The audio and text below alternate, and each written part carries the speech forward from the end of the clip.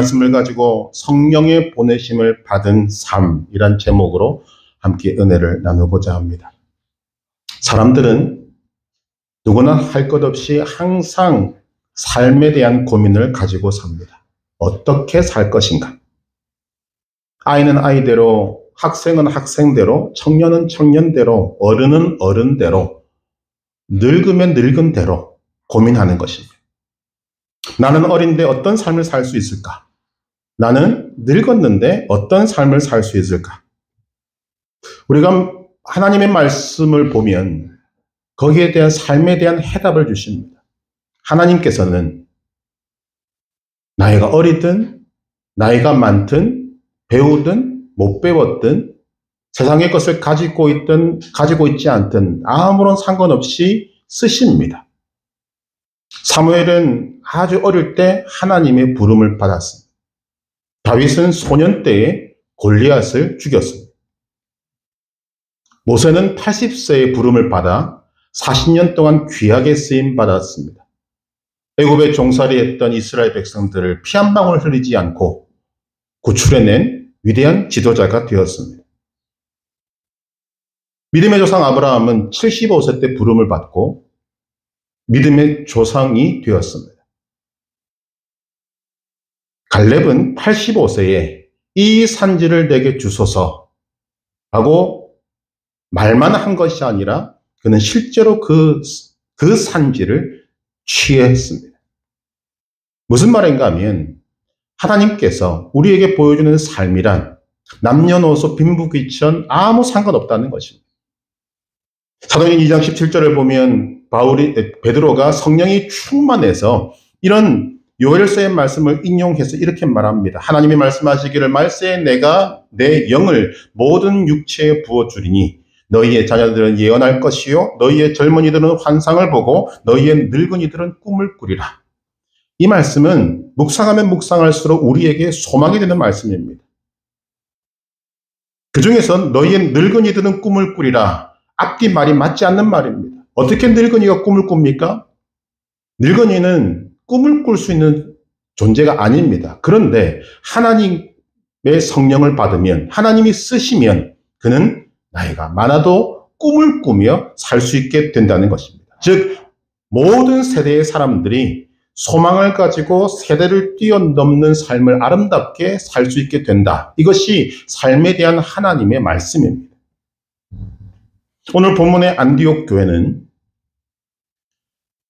기독교 역사상 해외 선교사를 처음으로 파송한 교회입니다.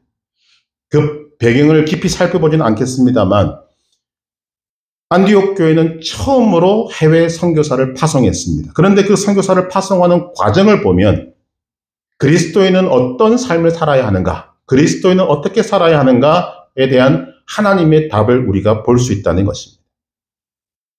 그리스도인은 성령의 보내심을 받은 삶을 살아야 합니다. 성령의 보내심을 받은 삶이란 무엇인가? 오늘 우리의 이 삶의 문제를 이 말씀을 통해서 함께 생각해 보고자 합니다. 우리가 어떤 삶을 살아야 할 것인가? 어떻게 삶을 살 것인가? 첫째, 안디옥 교회는 주를 섬겨 금식할 때에 라고 말합니다. 주를 섬겨 금식할 때.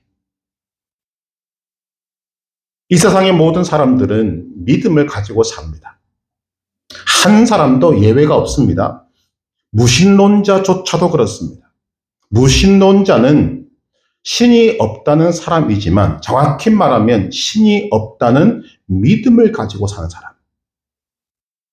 믿음을 가지고 산다는 말은 믿음의 대상을 섬기며 산다는 말입니다. 우리는 하나님을 믿습니다. 이 말은 하나님을 믿는 가운데 섬긴다는 것입니다. 다른 신을 믿는 사람, 돈을 믿는 사람, 지위를 믿는 사람, 명예, 쾌락을 믿는 사람은 그것을 신으로 여기고 그것을 섬기며 사는 것입니다. 오늘 본문의 안디옥 교회는 주를 섬기며 살았습니다. 그런데 더 나아가서 안디옥 교회 사람들은 주를 섬겨 금식했다고 말합니다. 2절에 보니까 주를 섬겨 금식할 때에. 자, 주를 섬기는데 왜 금식합니까? 주를 더욱 잘 섬기기 위해서 그렇습니다. 안디옥 교회 성도들은 하나님을 더욱 더욱 잘 섬기는 삶을 살았다는 것입니다. 하나님을 더욱 잘 섬기기 위해서는 금식이 따르지 않을 수 없다는 말입니다. 우리는 금식하면 밥을 굶고 물을 마시지 않고 기도하는 것으로만 생각하는 분도 있을 것입니다. 물론 본문의 금식은 기본적으로 음식을 끊는 금식이지만 금식의 의미를 생각해 보면 금식의 범위가 조금 더 넓어집니다. 금식의 범위를 조금 더 넓히면 생활 전체가 주님을 섬기기 위한 것이 되기 위해서 세상적인 것을 금하는 것을 말합니다. 성경에는 없습니다만 이런 금식의 의미를 이 시대에 와서 하고 있는 것 중에 하나가 미디어 금식이라는 것입니다. 특히 고난주간을 맞이하면 사람들이 교회에서 이런 일들을 합니다만 미디어 금식이 뭡니까? 밥을 안 먹는 것이 아닙니다. 하나님을 더욱더 잘 섬기기 위해서 인터넷을 끊고 TV를 끊고 라디오를 끊고 휴대전화를 끊고 하는 것들, 미디어를 정말 끊는다는 거죠. 이를 보면 하나님을 더욱 잘 섬기기 위해서 금식을 했다는 말은 하나님과 세상을 동시에 섬기지 않기 위해서 노력했다, 금식했다는 말로 바꿀 수 있습니다. 시편 119편 13절에 내가 두 마음 품는 자를 미워하고 주의 법을 사랑하나이다. 두 마음을 품는 것, 하나님을 섬기고 동시에 세상을 섬기는 것, 하나님 앞에서는 있을 수 없다는 것입니다. 이것을 알고 나니 하나님을 더욱더 잘 섬기기 위해서 금식할 수밖에 없었다는 거죠. 하나님을 더욱 잘 섬기기 위해서 금식했다는 것을 보면 성경에는 하나님을 섬기되 금식하지 않으므로 더욱 잘 섬기기 위한 노력을 하지 않으므로 하나님 섬기기에 실패한 사람들을 곳곳에서 볼 수 있습니다. 하나님이 수많은 예들을 주셨습니다. 대표적인 사람이 아담과 하와입니다. 여러분, 아담과 하와가 살았던 곳이 에덴 동산입니다.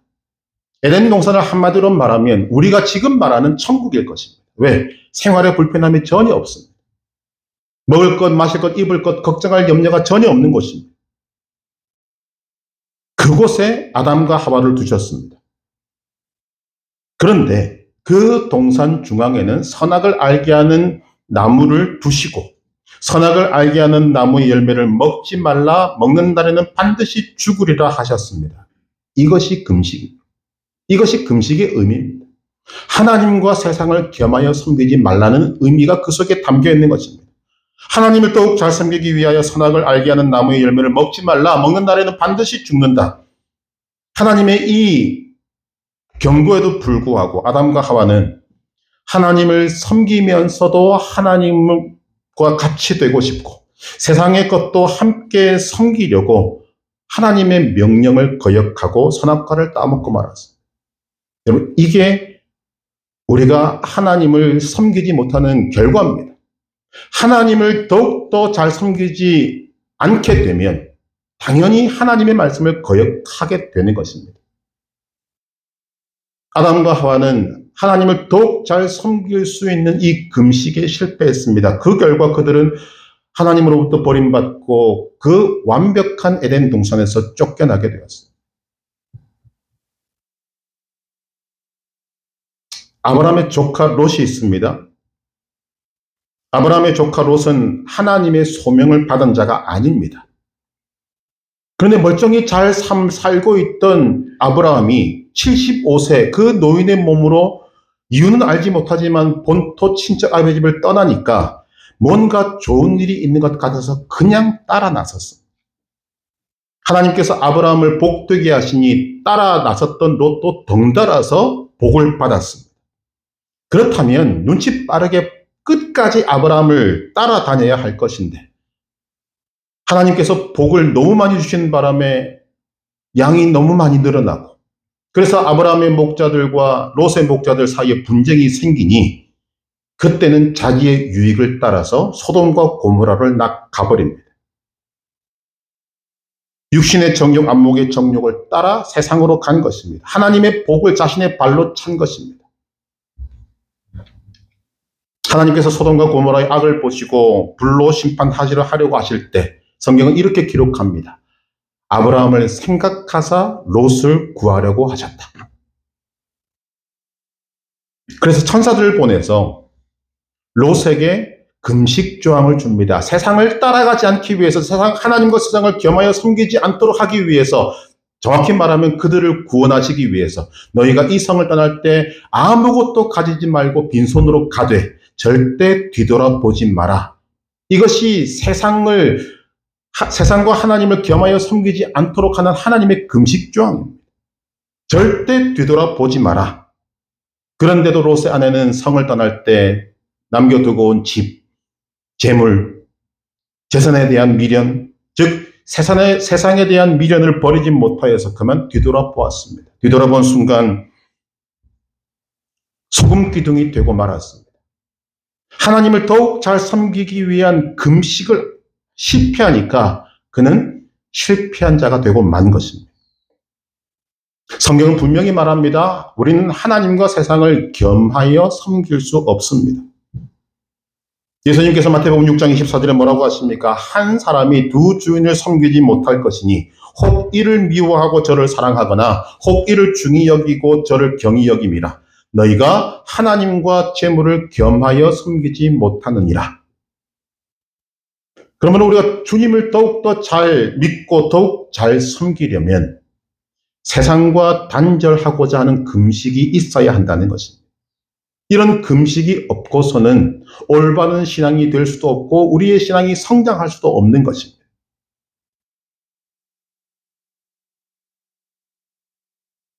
믿음으로 세워졌던 미국, 부흥했던 유럽의 교회들이 지금은 죽은 교회처럼 된 이유가 무엇입니까? 하나님을 더욱 잘 섬기기 위한 노력을 하지 않고 세상과 타협했기 때문입니다. 세상과 하나님을 겸하여 섬기려고 했기 때문입니다. 그 결과 성령이 교회를 떠났습니다. 교회는 살았다는 이름을 가졌습니다만 죽은 교회처럼 되고 만 것입니다.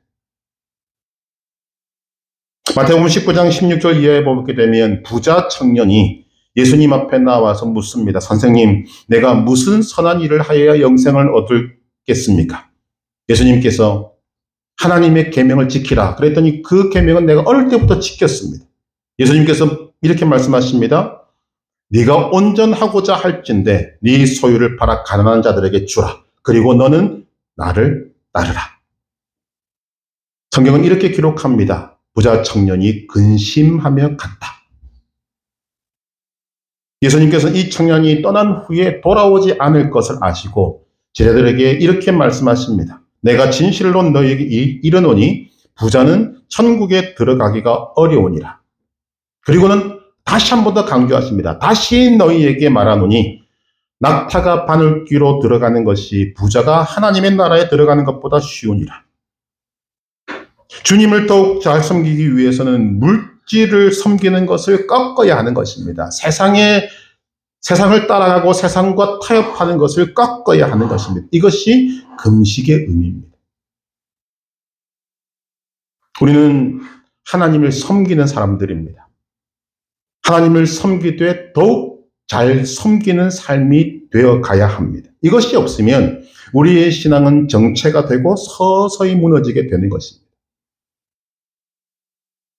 누누이 말씀드립니다만 우리의 신앙은 자전거 타기와 같습니다.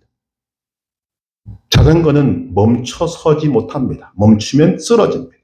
계속 천천히 늦게 가더라도 페달을 밟아야 앞으로 조금이라도 전진해야만 자전거는 앞으로 갈 수 있습니다. 쓰러지지 않을 수 있습니다. 이런 신앙에 실패한 사람들이 제일 많이 하는 말이 왕년에, 예전에 이런 말 하는 것입니다. 믿음에는 그런 말이 필요 없습니다. 오늘 나의 믿음이 중요하고 오늘 내가 하나님을 더욱 잘 섬기기 위한 이런 영적인 의미의 금식이 있는가? 중요한 것입니다.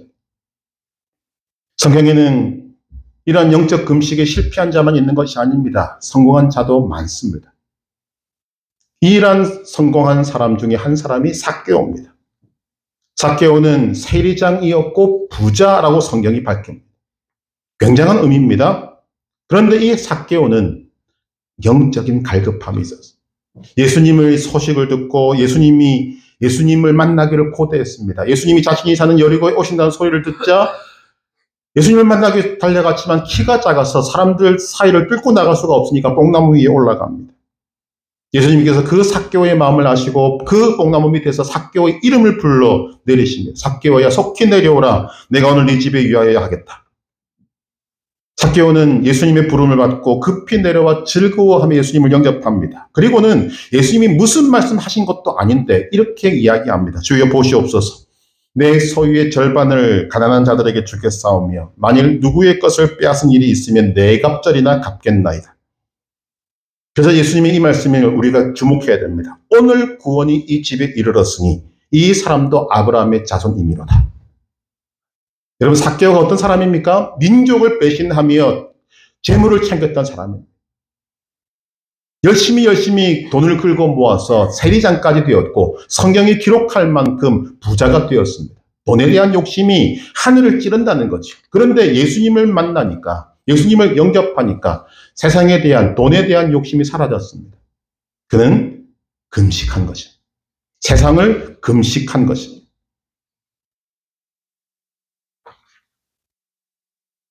믿음의 세계는 하나님을 중심으로 사는가에 달려 있습니다. 우리는 일상을 살아가지만 하나님의 사람들이 살아가는 세상은 믿음의 세계입니다. 이 세상은 무엇으로 판가름 나는가, 하나님 중심으로 사는가 살지 않는가에 달려 있다는 것입니다. 우리가 전적으로 하나님을 믿고 하나님 중심으로 살면 하나님께서는 약속하신 대로 우리의 먹을 것, 마실 것, 입을 것, 생활 전체를 책임져 주십니다. 믿으시길 바랍니다. 마태복음 6장 31절 이하에 그러므로 염려하여 이르기를 무엇을 먹을까, 무엇을 마실까, 무엇을 입을까 하지 말라. 이는 다 이방인들이 구하는 것이라. 너희 하늘 아버지께서 이 모든 것이 너희에게 있어야 할 줄을 아시느니라. 그런즉 너희는 먼저 그의 나라와 그의 의를 구하라. 그리하면 이 모든 것을 너희에게 더하시리라. 그러나 우리가 하나님을 섬기면서 동시에 세상과 세상의 것을 섬기면 성령은 우리를 떠나고 우리는 살아있는 것처럼 보이는 실제로는 죽은 사람이 되고 하나님으로부터 오는 모든 공급이 끊어집니다. 그래서 힘든 것입니다.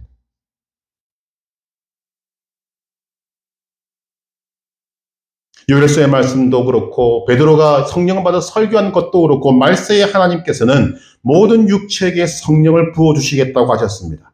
왜 말세에 성령을 부어주시는가? 몇 가지 이유가 있습니다. 첫째는 예수님이 다시 오실 날이 가까웠기 때문입니다.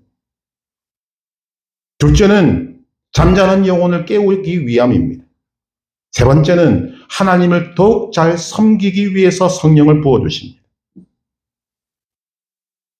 이를 위해서 하는 것이 주를 더욱 잘 섬기기 위해 금식하는 것입니다. 여러분, 하나님께서 노아의 때에 왜 홍수로 심판하셨습니까? 소돔과 고모라는 왜 심판하셨습니까? 그때의 사람들이 세상을 사랑했기 때문에, 하나님과 세상을 겸하여 섬겼기 때문입니다. 물질, 음란, 쾌락 등 세상의 홍수에 휩쓸려 들어갔기 때문입니다. 이러한 것에 휩쓸려지지 않고 휩쓸렸더라도 빠져나오고 하나님 중심으로 살며 하나님을 더욱 잘 섬기기 위해 금식하는 것이고, 이런 금식을 잘 하도록 힘을 주는 분이 성령 하나님이십니다. 오늘 우리의 중심에 하나님을 더욱 더 잘 섬기고자 하는 믿음의 열망이 있기를 간절히 소망합니다. 육신의 정욕, 안목의 정욕, 이생의 자랑을 금식하고 눈, 코, 귀, 입 등 생활 전반에 걸쳐 금식하며 하나님 중심으로 살고 하나님을 더욱 잘 섬기는 자가 될 때 하나님이 우리의 삶을 책임져 주시는 것입니다. 안디옥 교회는 주를 섬겨 금식했습니다. 우리가 어떤 삶을 살 것인가에 대한 하나님의 말씀 두 번째는 성령이 불러 시키시는 일을 해야 합니다.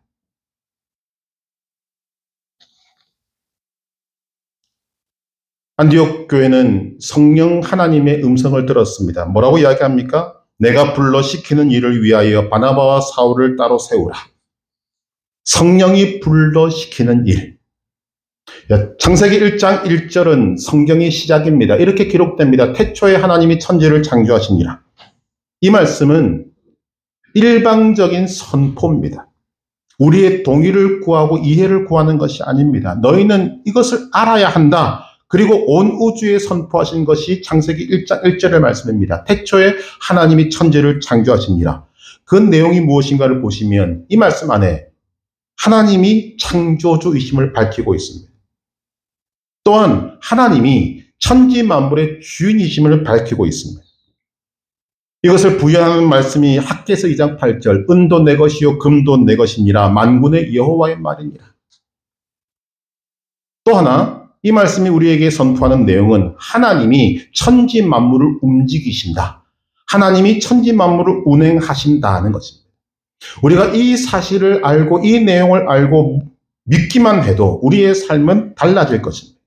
하나님은 창조주이시며 천지 만물의 주인이시며 천지 만물을 움직이신다는 말은 모든 것이 하나님으로부터 온다는 것입니다. 야고보서 1장 17절은 말합니다. 온갖 좋은 은사와 온전한 선물이 다 위로부터 빛들의 아버지께로부터 내려오나니 그는 변함도 없으시고 회전하는 그림자도 없으십니다. 다 위로부터 빛들의 아버지께로부터 내려오나니 인간은 무엇을 먹을까, 무엇을 마실까, 무엇을 입을까, 어떻게 살까 하는 등의 모든 문제를 하나님께 맡기면 됩니다. 하나님을 의지하고 살면 되는데 하나님을 의지하지 않고 자신이 해결하려고 하기 때문에 인생이 더 힘든 거죠. 그리고 삶이 혼돈 속에 빠지는 것입니다. 이 원칙은 변하지 않습니다. 모든 것은 위로부터 내려오는 것입니다. 일도 마찬가지입니다. 우리에게 있는 신앙의 약점이 무엇인가 하면 하나님이 천지를 창조하신 건 믿습니다. 천지 만물의 주인이심을 믿습니다. 하나님이 지금도 일하시는 것을 믿습니다. 그런데 오늘 내게 있는 일은 내가 해야 된다고 생각합니다. 내가 그것을 이루어내야만 한다고 생각합니다. 여러분 원리상으로 맞지 않는 것입니다. 하나님은 창조주이시고 모든 것의 주인이시고 지금도 운행하시고 일하시는데 이 모든 것이 무슨 말인가? 하나님은 지금도 일하신다는 것입니다.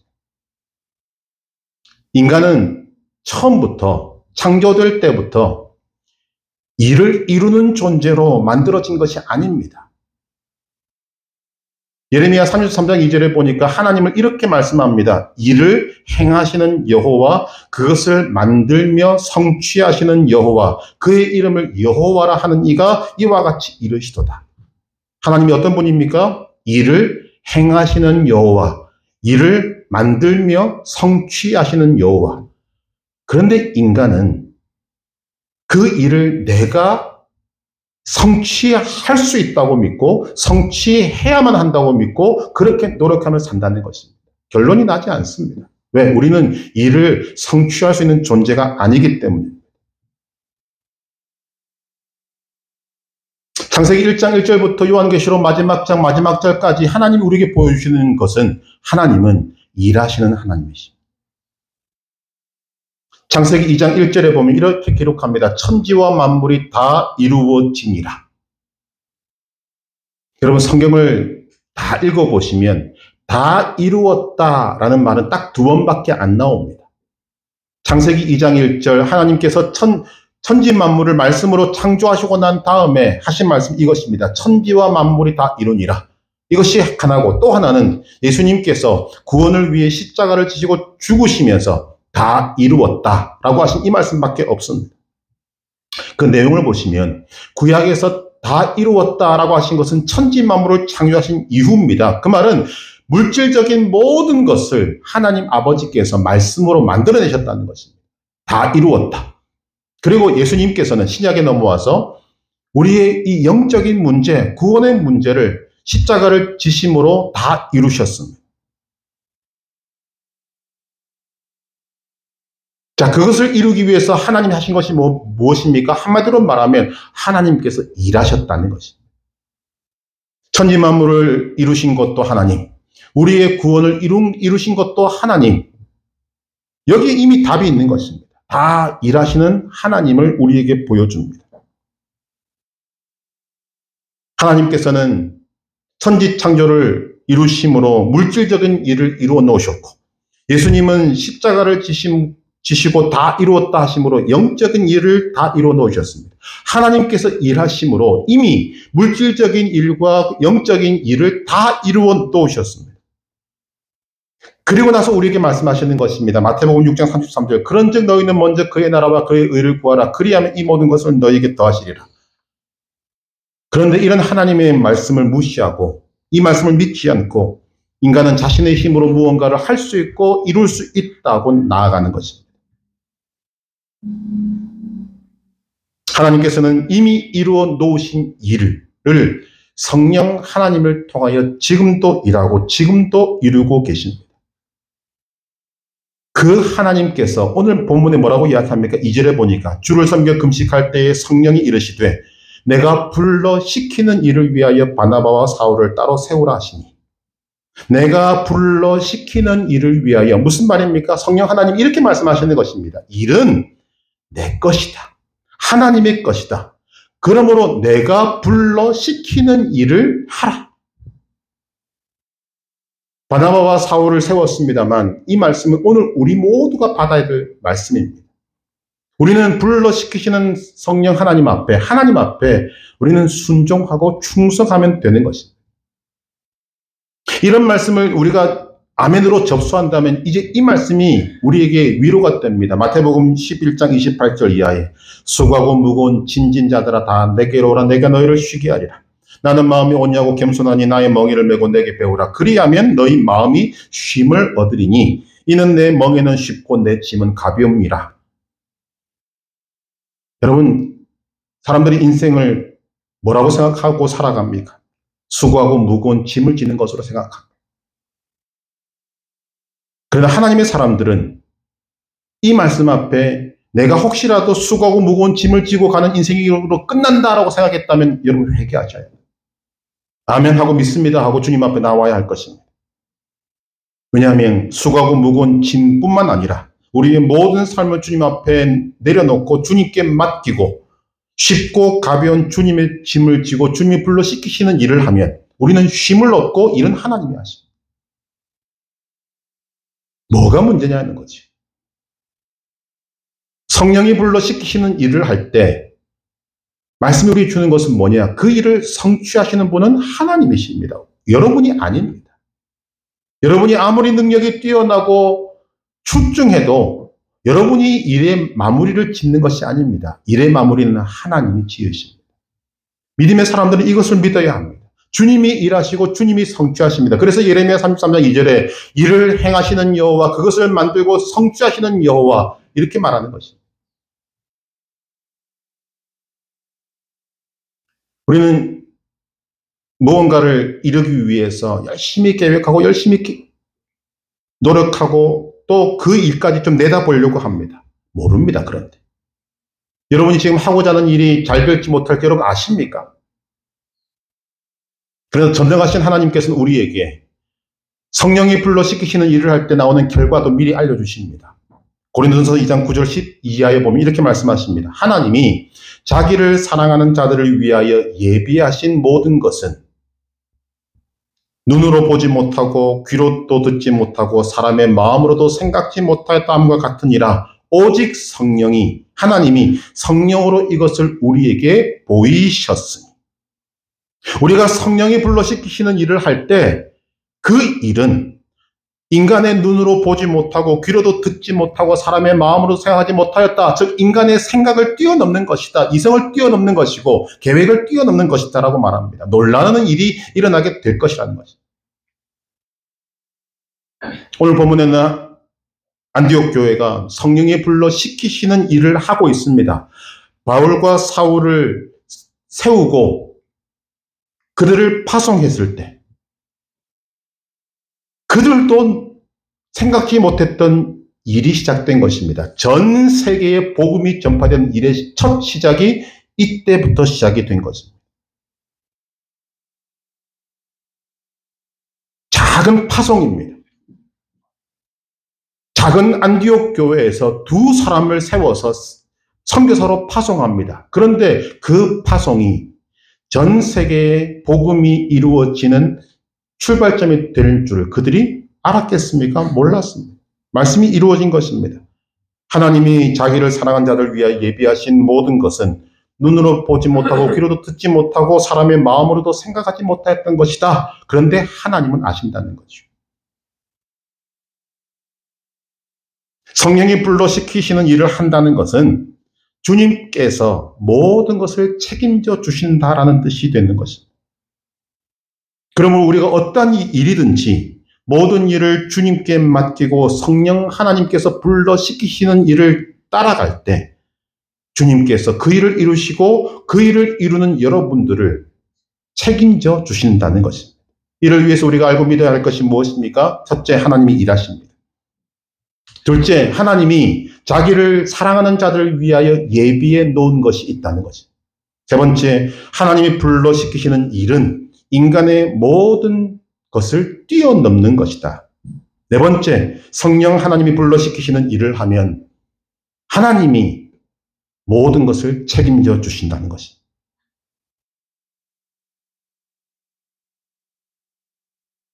우리가 하나님의 말씀을 믿는다면, 즉 하나님을 믿는다면 일하시는 하나님, 일을 만들며 성취하시는 하나님, 미리 예비하신 것을 누리게 하시는 하나님을 찬미하며 주님의 뒤를 따라가기만 하면 되는 것입니다.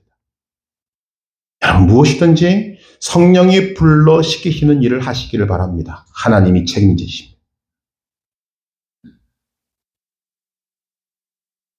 마지막 세 번째로 그리스도인이 어떤 삶을 살아야 합니까? 라고 할 때 하나님의 소명을 받아야 합니다.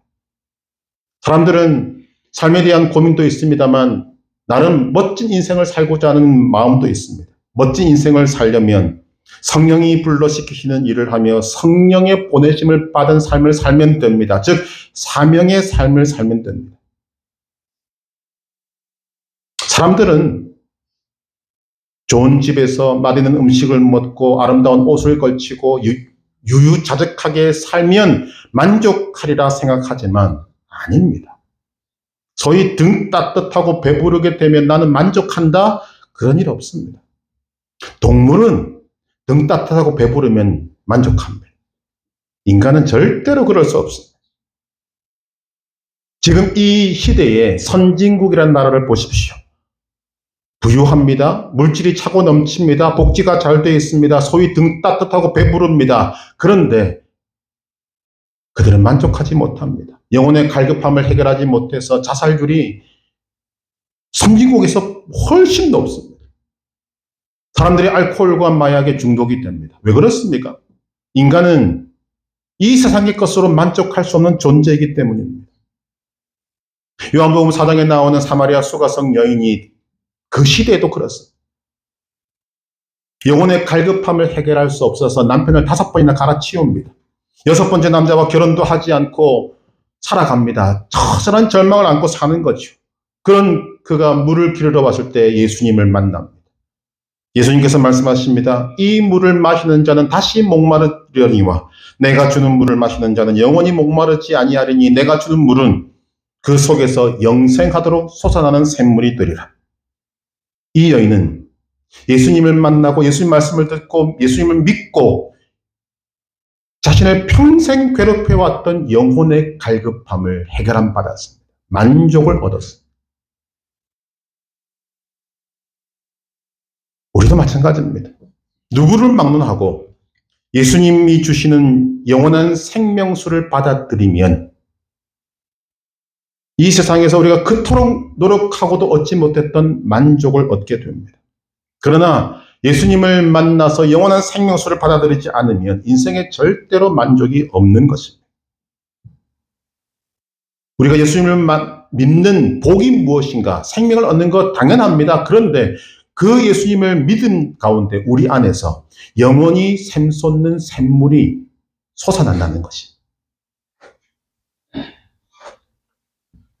예수님께서는 이 땅에 오셔서 3년이란 짧은 시간 동안 사역하셨습니다.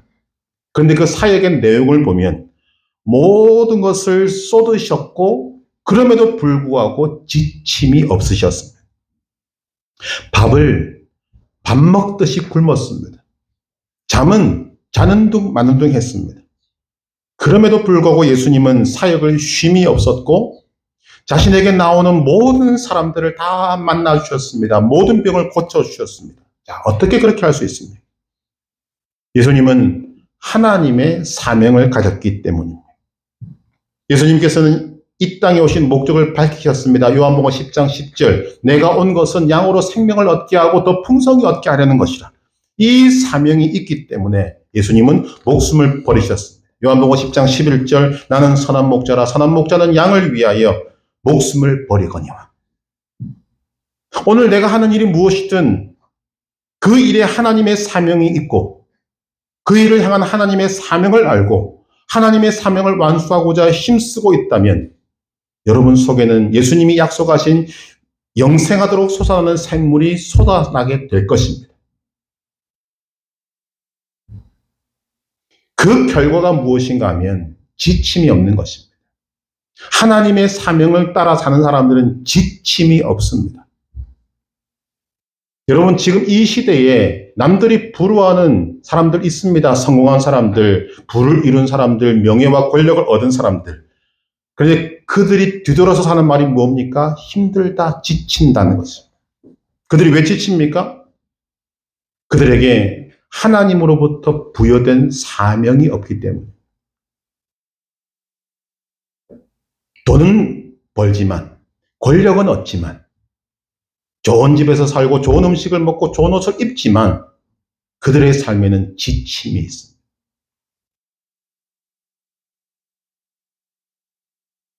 예수님의 사명은 밝히셨습니다. 양으로 생명을 얻게 하고 더 풍성히 얻게 하려는 것이다. 예수님을 믿는 우리의 사명도 동일합니다. 우리의 사명이 무엇인가? 우리가 무슨 일을 하는가는 상관없습니다. 그러나 그 일을 통해서 우리는 예수님의 사명과 동일한 사명을 가지고 살아야 합니다. 양으로 생명을 얻게 하고 더 풍성히 얻게 하는 삶. 그 삶에는 지침이 없다는 거죠.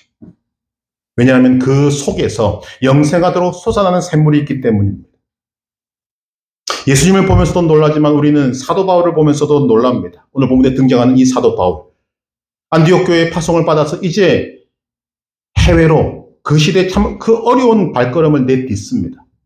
그런데 우리는 그 이후의 삶을 알고 있습니다. 바울은 죽을 때까지 지침이 없습니다.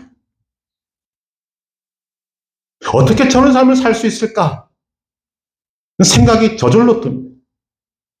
죽을 뻔한 것도 한두 번이 아니고 매를 심하게 맞고 감옥에 갇히고 배반당하고 돌에 맞고 그런데도 늘 생기가 넘치고 감옥에 있으면서도 기뻐하고 감사가 절절 넘칩니다.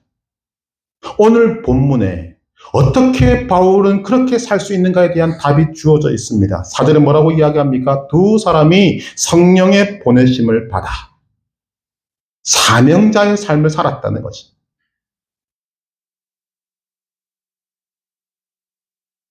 성령의 보내심을 받았습니다. 하나님의 사명을 받았습니다. 바울은 사명의 사람이었습니다. 하나님의 사명을 받고 보니 바울의 심령 속에서는 예수님이 약속하신 영생하도록 솟아나는 샘물이 솟아나게 되었습니다. 지칠 수가 없는 거죠. 그를 가로막는 장애물은 수없이 많았습니다만 그 장애물이 장애가 되지 않았습니다. 오히려 그 장애를 만날 때 그는 하나님의 은혜를 더욱 크게 경험했습니다. 우리 모두가 다 그런 삶을 산다는 거죠. 이제 세상 사람들도 영향을 받아서 압니다만 인생을 집을 짓는 것에 비유하지 않습니까? 인생을 집을 짓습니다. 여러분은 어떤 집을 짓고 계십니까?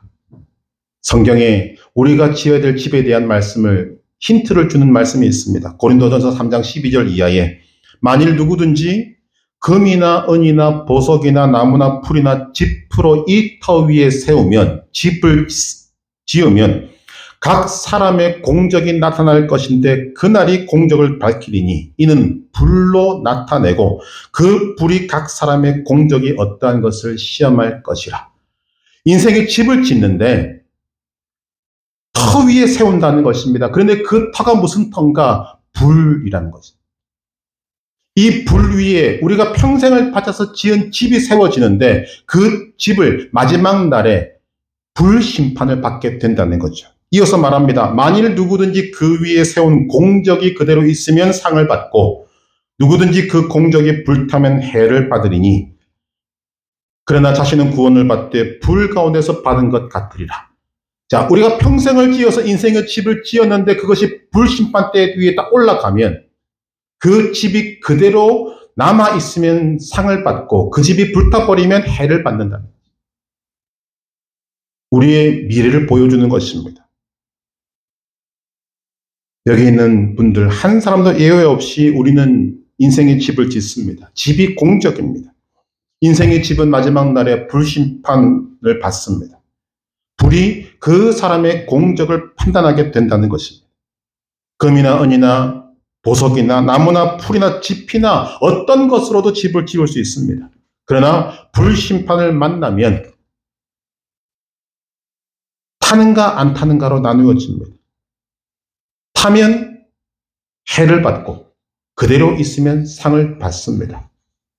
여러분 어떤 집을 짓고 계십니까? 하나님의 사명 없이 살면 불심판을 받을 때 그 집은 불탑니다. 그러면 해를 받습니다. 그러나 하나님의 사명 따라 살면 불심판을 받을 때 그 집은 든든하게 서 있는 것입니다. 왜 그렇습니까? 다시 예레미야 33장 2절의 말씀을 우리가 가져와야 됩니다. 이를 행하시는 여호와, 그것을 만들며 성취하시는 여호와.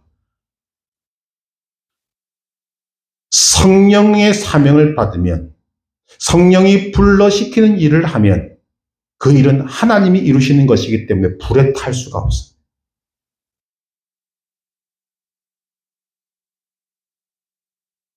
여러분 어떤 삶을 살아오셨습니까?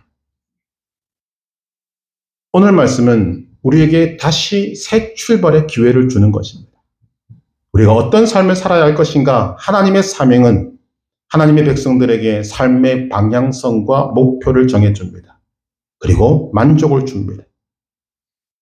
지금의 시대를 말세라고 하지 않습니까? 말세는 예수님이 오실 때부터 시작된 것입니다. 그렇다면 지금은 말세라고 말하기보다는 말세 지말, 말세의 마지막 때입니다. 사람들이 뭐라고 말합니까? 힘들다, 어렵다, 지친다고 말합니다. 그러나 하나님의 사람은 말세 지말을 맞이해도 지치지 않습니다.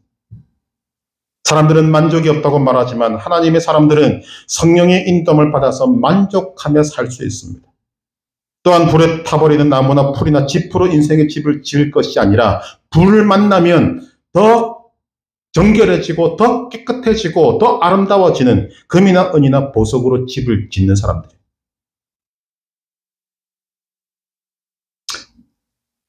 데살로니가전서 4장 16절 이하에 말씀하십니다. 주께서 호령과 천사장의 소리와 하나님의 나팔 소리로 친히 하늘로부터 강림하시리니 그리스도 안에서 죽은 자들이 먼저 일어나고 그 후에 우리 살아남은 자들도 그들과 함께 구름 속으로 끌어올려 공중에서 주를 영접하게 하시리니 그리하여 우리가 항상 주와 함께 있으리라. 이게 우리의 미래 모습입니다.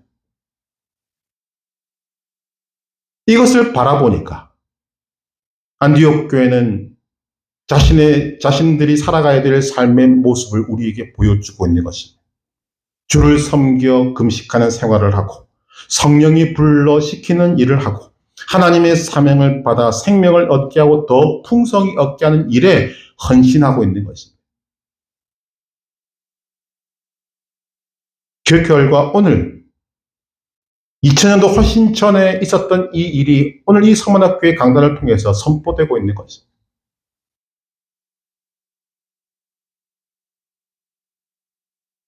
주를 더욱 섬겨 금식하는 생활을 하고 성령이 불러시키는 일을 하고 하나님의 사명을 받아 생명을 얻게 하고 더 풍성히 얻게 하는 삶을 삶으로 여러분 삶에 어느 누구도 빼앗을 수 없는 만족과 기쁨을 얻으며 승리하는 삶을 사시고 심판날에 불에 타 없어지지 않는 금이나 은이나 보석으로 아름다운 집을 지어서 하나님의 상을 받고 주님과 영원히 사는 복된 삶이 되시기를 주님의 이름으로 축복합니다.